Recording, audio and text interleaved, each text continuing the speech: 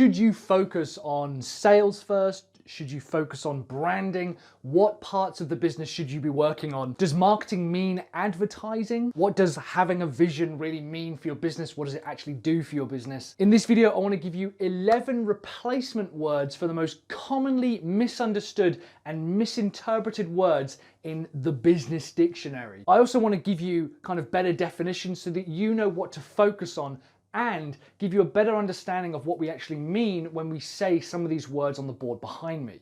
A lot of these definitions have become confused over time, partly because they're taught incorrectly, in my opinion, all the way down kind of at childhood level, at school, and instead I want to kind of flip some of these and give you a replacement word to better understand A, what you need to focus on, as well as what those definitions actually mean.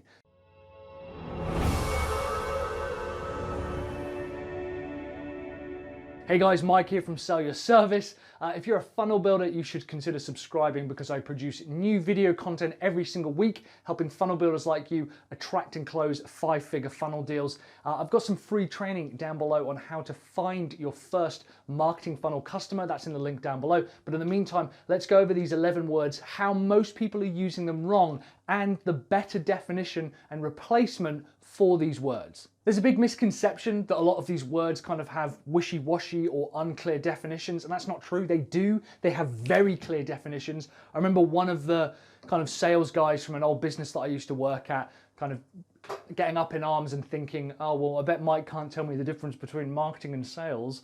Tell me what the difference is. And I was like, fuck you, I actually do know what the difference is. And I can explain it to you. Just for those who are curious, by the way, selling is the exchange of value between two customers who have worked out it makes sense for them to work together. So that's all it is. Does it make sense for us to work together? Marketing is getting people to find, like, and trust you. The problem is that so many of these words on the board behind me have become so confused over the time that their definitions have become warped, and therefore it makes it difficult to know what you should focus on in your business and what you should help your customers focus on. So with that, let's get into it. The first big one for me is strategy. Now, strategy, you can replace that with plan. That's all strategy means, is the plan. What is the plan? What is our sales plan? What is our marketing plan? What is our advertising plan? What is our financial growth plan? So that's all that means, is the plan. What is the overall steps and tasks that we need to take? And we'll get onto that in a second. That's all we mean by strategy, is the plan. And a lot of people think that a strategy has to be a very complex, clever, kind of circuitous and long-winded document. And actually, you could say that persistence is our strategy. Our strategy, our plan, is to just do the same thing every single day until something changes. That's the plan. So the next one is closing. Now, closing can be replaced with the word exchange. The next time you're at the closing stage of your business and the closing stage of a project, I want you to remember the word exchange. Without exchange, there is no business. You have to exchange something. When the customer thinks, yeah, I think I want to buy this, and you think, yeah, I know I want to sell this, and you're at that level, that balance, you have to exchange. You have to exchange money, you have to exchange a contract, you have to exchange value. Closing doesn't happen if someone doesn't exchange something. If you give something for free, you haven't closed. You absolutely have to exchange. And without exchange, you don't build value. You have to make that exchange. Someone has to give you something and you have to give them something. Both parties have to think that they're getting the best deal out of this. So you have to exchange. Instead of thinking, oh, I don't know about any of these closing tactics or closing strategies or any of that kind of shit, just replace that with the word exchange. How are you going to exchange with this customer? How are you going to hand them the keys, and how are they going to hand you the check? Next one, sales. I've talked about this before. I want you to replace the word sales with service, or sell with serve. Etymologically, kind of in the annals of history, they're very closely related. To sell, S-E-L, meant to serve. We've got terms from kind of the Roman period meaning salary, resulting from salt, because they used to be paid in salt, but the word salary back then didn't actually mean salt. It meant to serve your country in service. So I want you to replace the word sales with service and start thinking about what is our service strategy? How are we going to serve more customers? Stop thinking about well, how are we going to attract and close more leads? Instead think, how am I going to serve my audience? How am I going to serve more customers? And how am I going to serve my niche better? That's what I want you to replace the word sales with, is service. Next up, marketing. This is the biggest one. Instead, say the word attention. Don't worry about marketing. Don't worry about the ins and outs of all the different types of marketing available, funnels, all that kind of shit. Ironically, despite this being a funnel channel, I want you to think attention. How do you get the market's attention? What is our attention strategy? What is our attention plan? How do we plan to get attention in the marketplace? Replace the word marketing with attention and you'll have a much better understanding about what it is that you're going to do. This is what's interesting, because I now go, okay, well, logo, that's probably a part of our marketing plan, marketing tactics. Is it? Does a logo help you get attention? No, it doesn't. Advertising helps you get attention. Creating content helps you get attention. Going and speaking at networking events. But creating a logo does not help you get attention. Creating a color scheme does not help you get attention. That's what I want you to think about when it comes to marketing.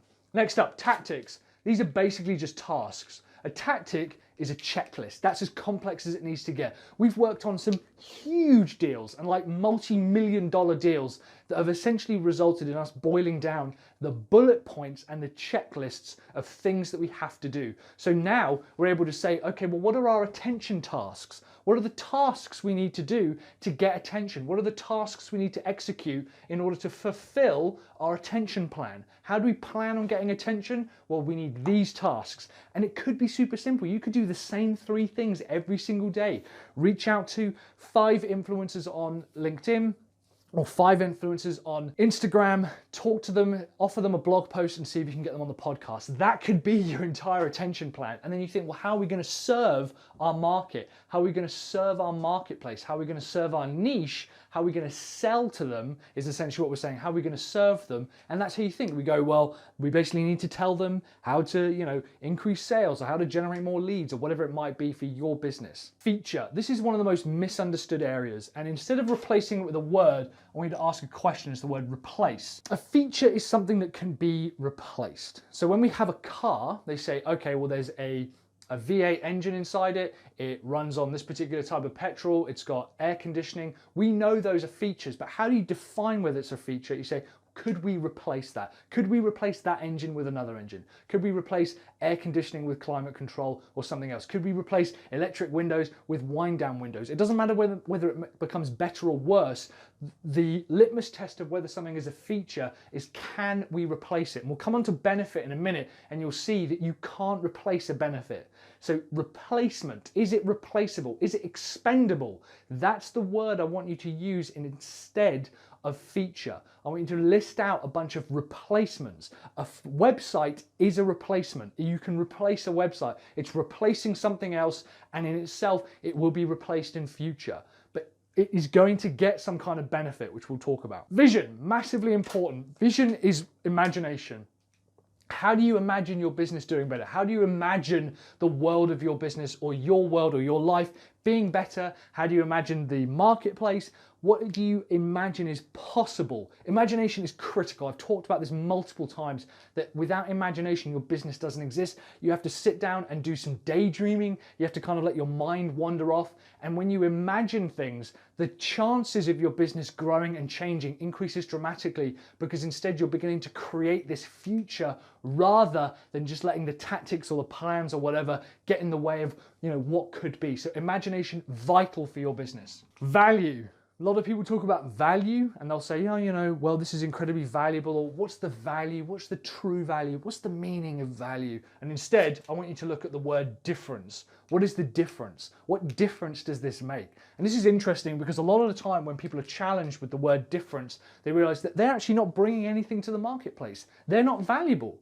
They're not different, and they're not making a difference. This is massively important, because unless you are able to prove that you're either different or you're making a difference, ideally you need both, but if you're not making a difference or you're not creating some kind of difference, you're not valuable. It's as simple as that. You can dress it up however you want, but value, the way that you define that is with difference. So at the exchange point, the close, one of you has to understand the difference that this will make. This will make a massive difference to my business. Therefore, I'm happy to exchange $25,000 because it's going to help me.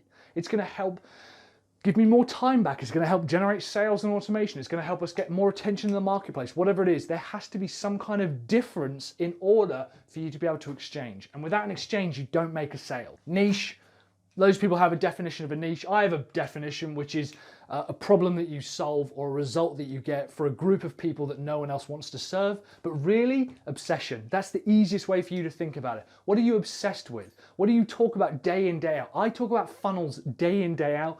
I'm not invited to dinner parties and stuff anymore, or drinks, because all I'll do is talking about marketing funnels and sales strategies. I'm absolutely obsessed with it. I've got a YouTube channel where I just talk about funnels. That clearly is my niche. What are you obsessed with? That is as close to your niche as any other exercise is going to get. And you're allowed to be obsessed with it. We're told that we shouldn't be obsessed with stuff and it's bad to be obsessed with things. Fuck that. You absolutely need to be obsessed with something. And if you're not obsessed with something, you don't have a niche. Coming up to the last two, brand. This one here really gets people pissed off because I believe that branding is fundamentally, completely in the wrong direction for most businesses. And also, a lot of branding businesses forget that you can't build a brand based on guidelines and logos. I want you to change the word brand for expectation. A lot of people love to quote the very clever Jeff Bezos quote where he says, a brand is what people say about you when you're not in the room. And they think that that's then an excuse to do creative exercises like a color scheme and a logo. And they go, well, if we create all this creative stuff and put that into our website and our business and our plans and all our content and our media, then people are going to inherently go, oh yeah, the color red or the color yellow or whatever, that's our brand. That's what people talk about us. No, they don't. People aren't talking about your business. This is the problem. People aren't talking about your business. Your brand is not nearly as well known as you think it is. The biggest brands in the world don't have as big a business and as big a brand as they think they do, or they like to think that they do. No one's sat at home talking about Coca-Cola. Instead, a brand is an expectation. Here's the exercise. If you had to come up with a hotel for Apple, so Apple, I was going to say Apple Computers there, which maybe gives away my age a little bit. It was sponsored by that guy from Apple Computers? What computers? But Apple, so the guys who've got the iPod, the iPhone, the Mac, all that kind of shit. If you had to create a hotel for them, even no matter what you felt about Apple, you would probably come up with a pretty similar design to everybody else in the world. If everyone in the world had to design a hotel for Apple, they would all probably be pretty similar. Why? Because there are certain expectations in place, and that's the power of a brand. Chances are you could probably design a car for Amazon, and most people, whether you like them, whether you hate them, whether you love them, whether you loathe them, whether you've only just seen them and discovered them, or whether you've known about them for years, most people would probably have a pretty similar idea about what a car would look like for Amazon, or what a car would look like for Nike, or what a hotel would look like for Apple.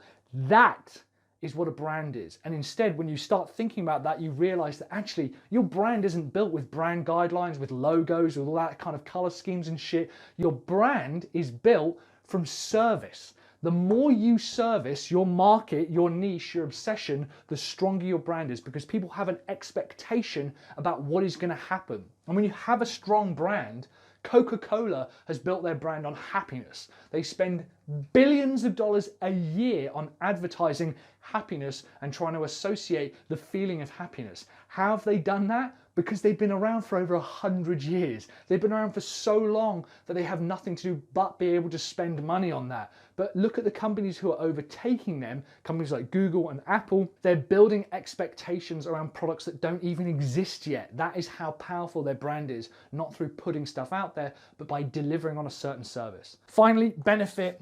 Benefit is a future. So first of all, you can't replace a future, right? And what I mean by this is I really want to spend more time traveling with my loved ones and my family and spend less time at the office. I can't replace that. Someone couldn't come up to me and say, well, you don't really want that, do you, Mike? What you actually really want to do is spend more time at restaurants and more time sailing. I'm like, well, I don't give a fuck about sailing, and I don't really like to eat out at restaurants. So no, I'm not bothered about those two at all. I can't replace a future. A benefit is just a future that someone wants. It's a part of their life, and it's a lifestyle and a part of who they want to be in the future. That's what you're actually selling. This here is the most important piece out of all of this, because that is what you should be selling. You sell futures, not features. Sell futures, not features. And the way that you know that it is a benefit is it a future? Is it a better future, an easier, a happier, a better, more comfortable, more excited future? And can I replace it? If you can't replace it, then you know you've got a future and you know you've got a benefit. Thanks very much for watching, guys. Bit of a longer video. I appreciate you sticking with me on this. In the meantime, click the subscribe button below if you're a funnel builder. I produce new video content every single week, helping businesses like you attract and close 5-figure funnel deals. Also, if this was useful, hit that thumbs up button. Which one of these words was kind of most useful to you or kind of evaded you the most? Let me know in the comments below. If you disagree with me, let me know in the comments below. I'd love to see what your replacement words or definitions are for some of these words below. In the meantime, thanks very much for watching. I've probably got a couple of videos here talking about some other misconceptions in the business world, talking about marketing funnel businesses and running a marketing funnel business as well, and selling marketing funnels to your customers, and some of the other kind of misconceptions that we've got in our day-to-day lives running the business. In the meantime, guys, thank you so much for watching. I'll see you on the next video. Keep building those funnels.